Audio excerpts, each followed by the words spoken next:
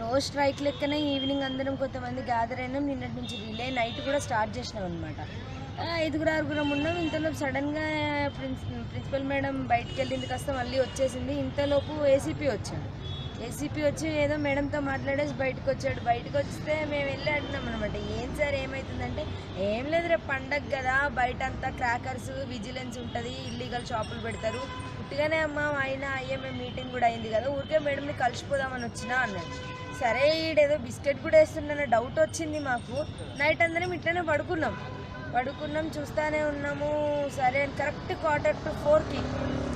3:45కి ఏమైంది, మేమంతా అట్లా నిద్రపోయిపోయినట్టున్నాం. ఇంతలో 50 మంది పోలీసులు వచ్చింది. మేము పండుకున్నట్టు చెద్దర్లతో సహా చెప్పులు లేకుండా ఫస్ట్ పర్సులు గుంజుకొని చెయ్యిలు వెనక నలిచి గల్లలు పట్టుకొని గుంజుకపోయారు. మేమైనా టెర్రరిస్టులు మా గల్లలు పట్టుకొని గుంజుకోపోనికి ఫస్ట్ వీళ్ళందరినీ తీసుకుపోయి డీసీఎం లెక్కించినాక టెంట్లు గుంజుకపోయారు.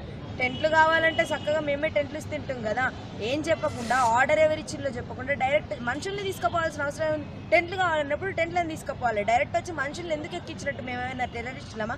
మేము ఇన్ని రోజులు స్ట్రైక్ చేసినాం. ఏ రోజైనా ఒక్క ప్రభుత్వ ఆసుపత్రికి కానీ మా కాలేజ్లో ఏదైనా నయా పైసా నష్టం జరిగిందా మా వల్ల?